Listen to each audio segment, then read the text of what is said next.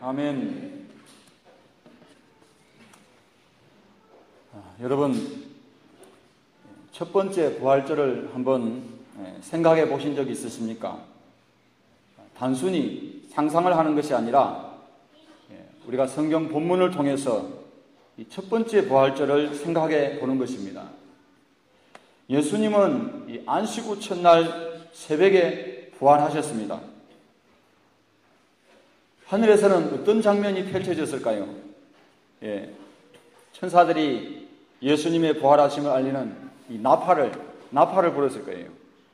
그리고 그 나팔 소리와 함께 천군 천사들의 그 예수님의 부활을 축하하는 찬양이 온 천국에 울려 퍼졌을 것입니다. 하늘에서는 천국 잔치가 벌어졌을 것이에요. 그런데 지금 땅에서는 어떤 장면이 펼쳐지고 있습니까? 예수님의 시신이 안치되었던 이 무덤 밖에서 한 여인이 심하게 통곡하고 있어요. 이 여인이 누굽니까? 막달라 마리아입니다. 성경 누가복음 8장 2절을 보면 이 여인이 예수님을 만나기 전에 7 귀신이 들렸던 여인이라고 말씀을 하고 있습니다.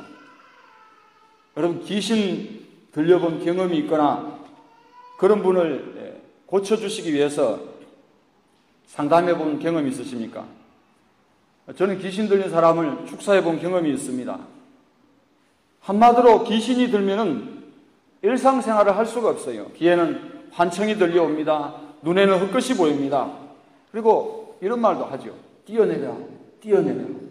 아파트 옥상이나 베란다에서 뛰어내려. 환청이 들리는 거예요. 만약 그대로 내버려 둔다면은 미쳐버릴 것입니다. 아무도 자기를 사람 취급하지 않아요. 아무도 이 여인이 희망을 가질 것이라고 믿지 않습니다. 그냥 저렇게 살다가 죽거나 미쳐버릴 것이라고 수군댑니다. 사람들은 미친년이라고 손가락질을 하고 아이들은 돌을 던지며 미친년아 저리 가라 하며 돌을 던질 거예요. 그래서 개보다도 못한 취급을 받을 것입니다. 그러다가 어느 날 이 여인은 나사렛에서 오신 예수님에 대한 소문을 듣습니다. 태어나서 단 한 번도 걸어본 적 없는 이 안진뱅이를 나사렛에서 온 그 예수님이 걷게 하셨다는 거예요. 온몸에 심하게 문둥병이 든 사람을 예수님이 만져주셔가지고 문둥병이 깨끗해졌다는 거예요. 여러분, 막달라 마리아가 가장 듣고 싶었던 소문이 무엇이라고 생각하십니까? 예수님께서 흉악하게 귀신 들린 이 가난한 이 여인의 자식도 고쳐주셨다는 거예요. 예수님께 나가면 아무리 흉악한 귀신 들린 사람도 예수님 앞에 다 쩔쩔매고 항복하다라는 거예요. 이 소식을 들은 막달라 마리아가 어떻게 했을 것 같습니까? 예수님을 만났고 자신을 괴롭히던 이 귀신 들림에서 해방된 것입니다. 아무도 자기에게 희망을 주지 않았지만 예수님은 이 막달라 마리아에게 소망이 되어 주셨어요. 아무도 자기에게 가까이 오지 않았지만은 예수님은 가까이 오셔서 만나주셨고 부드럽고 따뜻하게 맞아주셨습니다. 아무도 자기의 귀신 들린 병을 고쳐주지 못했지만 예수님은 더러운 귀신 들린 병에서 깨끗하게 해주셨습니다. 때문에 막달라 마리아에게 예수님은 어떤 분이셨겠어요?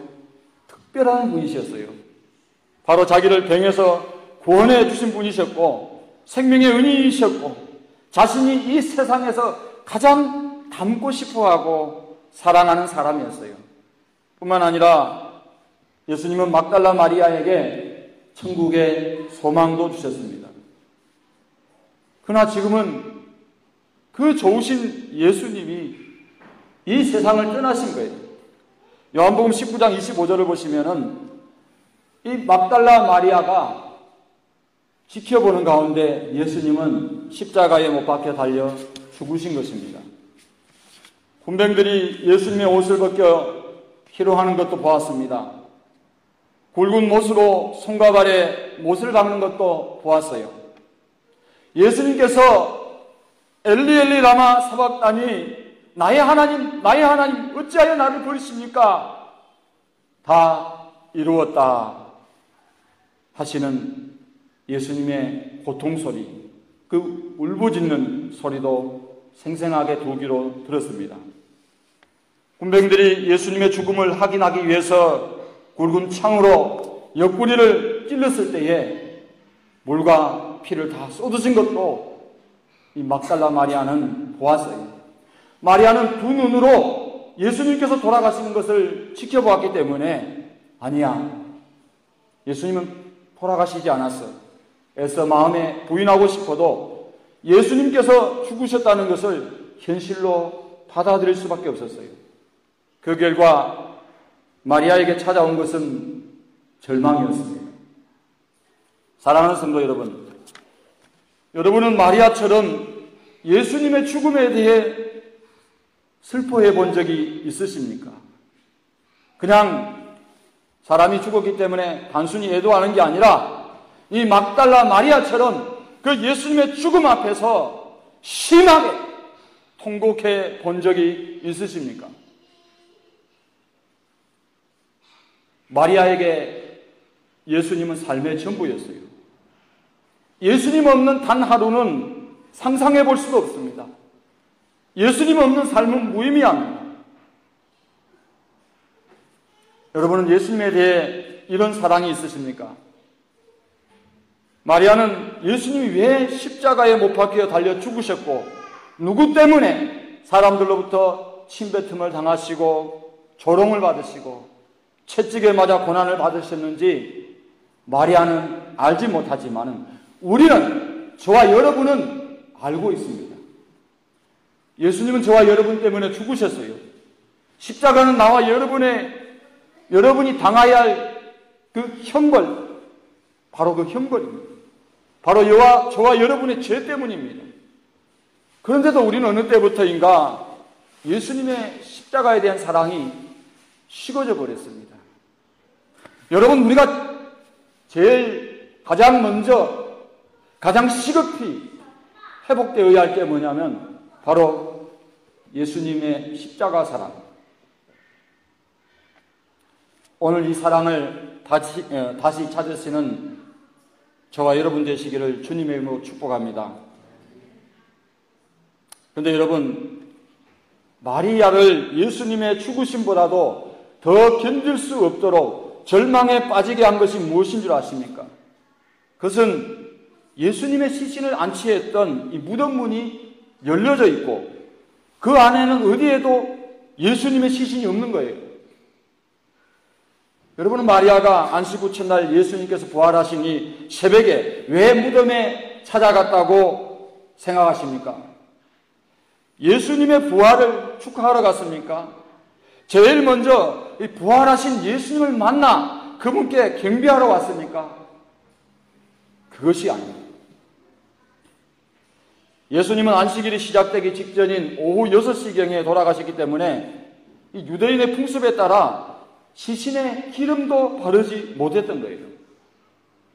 십자가에 못 박혀 달리신 상처를 씻지도 못한 채 입관을 했기 때문입니다.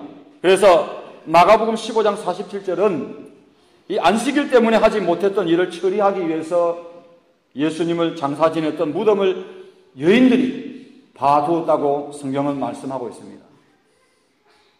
여러분은 지금 막달라 마리아에게 가장 필요한 것이 무엇이라고 생각하십니까? 바로 위로입니다.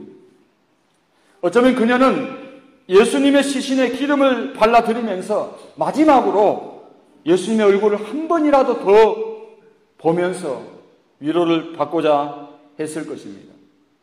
비록 살아계시지는 않아도 자신이 그분께 마지막으로 할 수 있는 사랑의 표현이라고 생각하였을지도 모릅니다. 그런데 그 시신을 어떻게 했어요? 도둑 맞았다는 것입니다. 얼마나 더 큰 절망에 빠지겠습니까? 예수님의 죽으심보다도 더 그녀를 절망케 한 것은 바로 예수님의 시신을 도둑 맞았다는 생각 때문이었습니다. 사랑하는 성도 여러분, 만약 여러분이 아파트 계약을 하려고 현금과 수표를 포함해서 3억을 준비를 했어요. 그래서 이 돈가방을 이렇게 딱 준비를 해가지고 계약을 하려고 가다가 도둑을 맞아버렸어요. 여러분, 그것은 어떤 돈입니까? 두 부부가 맞벌이를 해가지고 번 돈이죠. 남들 바캉스다 여행이다 할 때에 가지 않고 근검 전략해서 모은 돈입니다. 먹고 싶은 거 있어도, 입고 싶은 거 있어도 넓고 좋은 내 집 장만할 것을 생각하면서 그것을 참아서 그렇게 모은 돈입니다. 근데 그 돈을 잃어버렸어요. 앞이 캄캄하고 하늘이 무너지는 듯한 슬픔을 느낄 것입니다. 어떤 분은 하도 기가 막혀가지고 어떻게 나한테 이런 일이 있을 수가 있나, 자신의 부주의한 행동 때문에 그렇게 했다고 자책을 할 겁니다. 그러나 마리아는 자신이 재물을 몽땅 잃어버리기 때문에 절망한 게 아닙니다. 마리아는 자신의 건강을 잃어버렸기 때문에 절망한 게 아니에요. 그녀는 자신이 그토록 사랑하고 섬기던 예수님의 시신을 도둑 맞았다는 생각 때문에 절망한 거예요. 그래서 심하게 이 무덤 밖에서 통곡하며 울고 있는 것입니다. 여러분, 우리에게 이런 사랑이 있습니까? 여러분의 건강보다도, 내 목숨보다도, 여러분이 가진 재물보다도, 내 자녀보다도 예수님을 더 사랑하고 섬깁니까? 마리아에게는 이런 사랑이 있었어요. 그렇다면 여러분에게 묻겠습니다. 마리아가 무덤 밖에서 심하게 통곡하며 울고 있는 것이 예수님께서 죽으셨다는 것 때문이라고 생각하십니까? 마리아는 예수님의 시신을 도둑 맞았다는 생각 때문에 더 절망에 빠지게 된 것이라고 생각하십니까? 바꾸어 말해서 하나님께서 이 본문을 통하여 오늘 우리에게, 나에게 말씀하고자 하시는 것이 무엇이라고 생각되십니까? 요한복음 20장 9절을 보세요. 그들은 성경에 그가 죽은 자 가운데서 다시 살아나야 하리라 하신 말씀을 아직 뭐했더라? 알지 못하였더라. 여기 말씀하는 그들이 누굽니까? 막달라 마리아를 포함해가지고 예수님의 제자들을 가리키고 있어요. 자, 그런데 놀랍게도 말입니다. 성경은 예수님의 죽으심과 부활에 대해서 예수님의 제자들이 이해하지도 깨닫지도 못했다고 말씀을 하고 있어요. 마태복음 16장 21절에 보면은 예수님이 장로들과 대제사장들과 서기관들에게 잡혀서 온갖 고난을 당하시고 죽으신 다음에 3일 만에 부활할 것을 예수님이 말씀하셨을 때에 예수님의 제자들 중에 베드로는 어떻게 했습니까? 예수님을 붙들고 절대로 그 일이 있도록 만들지 않겠다고 아예 예수님을 붙들고 막았습니다. 17장 22절 23절에 보면 예수님이 두 번째로 그 말씀을 하시니까 제자들이 어떻게 했냐면 매우 근심하다 했어요. 한글 개역성에는 매우 슬퍼하더라 그랬습니다. 누가복음 18장 31절 34절에 보면은 예수님께서 이제 세 번째로 제자들에게 자신의 순환, 고난받으심, 죽으심, 부활에 대해서 말씀하시자 제자들은 성경에 뭐라고 기록되어 있냐면 하나도 깨닫지 못하였더라 그렇게 말씀하고 있어요. 예수님께서는 제자들에게 말로만 순환과 죽으심, 부활에 대해서 말씀하셨습니까? 실제로 죽은 자를 살리시는 것을 제자들에게 보여주셨어요. 그 사건이 무엇입니까? 누가복음 7장에 나인성 가부의 죽은 아들을 다시 살리셨습니다. 마가복음 5장에 해당장 야이로의 죽은 딸을 살려주셨어요. 마지막으로 요한복음 11장에 보면 죽어서 썩어 송장 냄새가 난지 나흘이나 되던 이 나사로, 이 아마포 붕대를 감은 채로 그냥 죽은 사람이 뛰쳐나왔지요. 얼마나 참 놀라운 일입니까? 나사로를 다시 살리셨어요. 그래서 예수님이 나사로를 다시 살리신 후에 다음과 같이 말씀을 하셨습니다. 요한복음 11장 25절 26절 예수께서 가라사대 나는 부활이요 생명이니 나를 믿는 자는 죽어도 살겠고 무릇 살아서 나를 믿는 자는 영원히 죽지 아니하리라. 이것을 내가 믿느냐? 여러분 믿습니까? 하지만 어리석게도 제자들은 그러한 그 예수님이 죽은 자를 살리셨던 그 일들을 그들은 예수님께서 당신이 순환을 당하시고 고난을 당하시고 성경대로 3일 만에 부활하실 것을, 죽으셨다가 부활할 것을 말씀했지만은 그들은 믿지를 않았어요. 여러분, 만약 마리아 그리고 제자들 모두가 믿었다면 무덤에 간 목적이 달라졌을 거예요. 예수님의 시신에 기름을 발라드리려고 간 것이 아니라 예수님의 부활을 맨 먼저 맞기 위해서 달려갔을 것입니다. 그래서 기뻐하고 부활하신 예수님을 경배하기 위해서 무덤에 갔을 것이에요. 그렇게 했다면 마리아는 예수님 그 무덤 밖에서 그렇게 심하게 통곡하고 울고 있지는 않을 거예요. 그렇게 절망에 빠져서 낙심하고 실망에 빠지지도 않았을 것이라 그런 말씀입니다. 그럼 한번 생각해 보세요. 만약에 마리아가 이대로 평생을 살아간다면 어떻게 될까요? 만약에 예수님의 제자들이 이대로 사역을 한다면 어떻게 될까요? 지금 마리아와 제자들에게 필요한 것은 위로예요.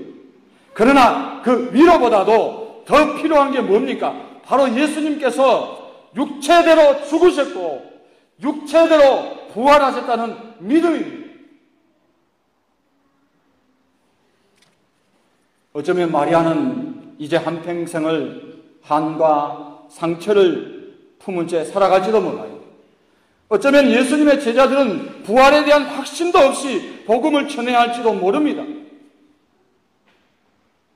여러분, 부활에 대한 믿음, 부활에 대한 확신이 없다면 성경은 뭐라고 말하냐면 고린도전서 15장 13절 이하에 보시면 만일 죽은 자의 부활이 없으면 그리스도도 다시 살아나신 일이 없었을 터이요. 보세요.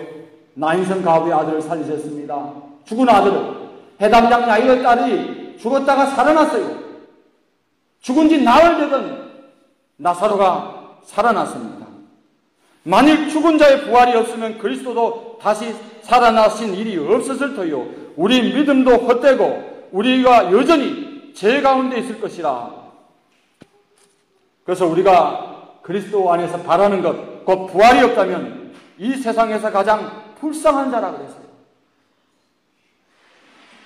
바로 부활에 대한 믿음이 없이 살아가는 사람들이 그렇다는 거예요, 여러분. 그런데 예수님께서는 이 가련한 여인을 버리지 않았어요. 목자를 잃어버린 제자들을 버리지 않았어요. 우리 또한 마찬가지죠. 여러분, 내가 사는 목적도 예수님 때문이요. 내가 사랑하고 섬기며 헌신의 대상도 예수님만을 삼은 바로 이 여인을 주님은 버리지 않았습니다. 예수님은 절망에 빠진 이 여인을 내버려 두지 않았습니다. 부활하신 예수님이 마리아에게 자신을 드러내셨습니다. 15절을 보시기 바랍니다.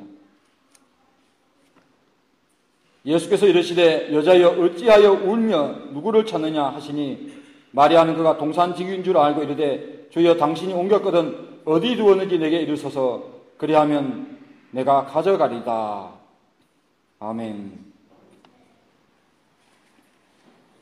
자, 예수님께서 이 마리아를 향해서 부르시는데, 여자여 어찌하여 울며 누구를 찾느냐 할 때 마리아가 자기를 향해 부르시는 그 예수님의 음성을 듣고도 부활하신 주님을 보고도 누구라고 알았다고 그랬습니까? 동산지기라고, 동산지기.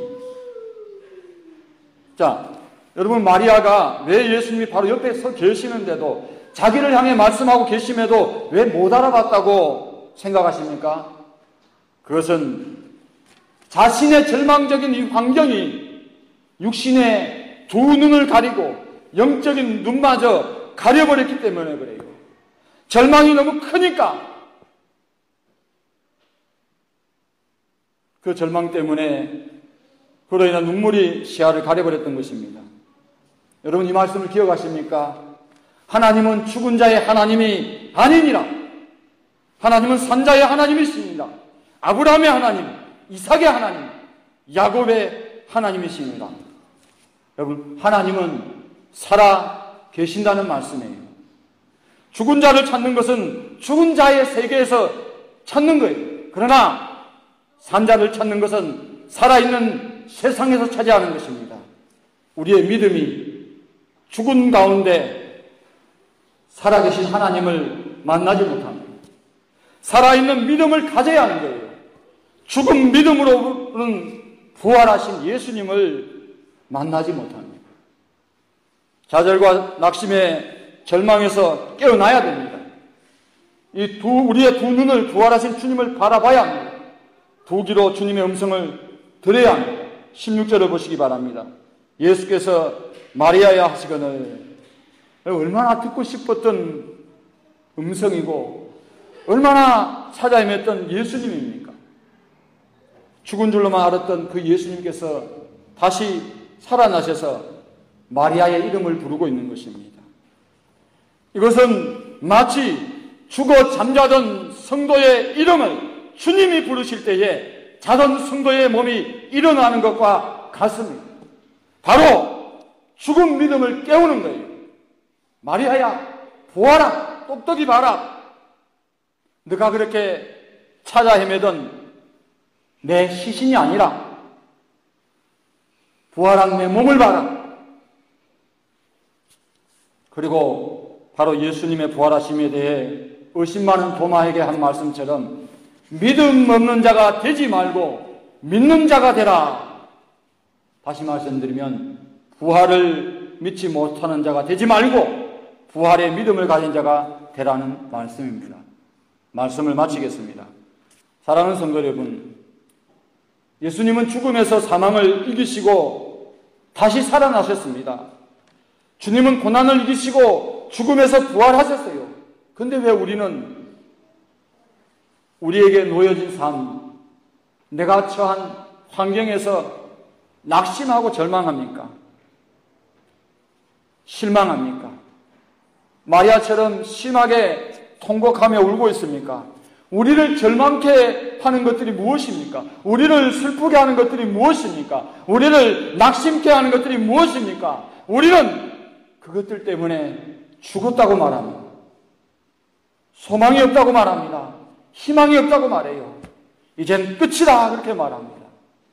이것은 마치 마리아가 예수님께서 부활하셔서 무덤이 비어 있는데도 그 빈 무덤만 보고 심하게 통곡하면서 절망하는 것과 다를 것이 뭐냐고 말입니다.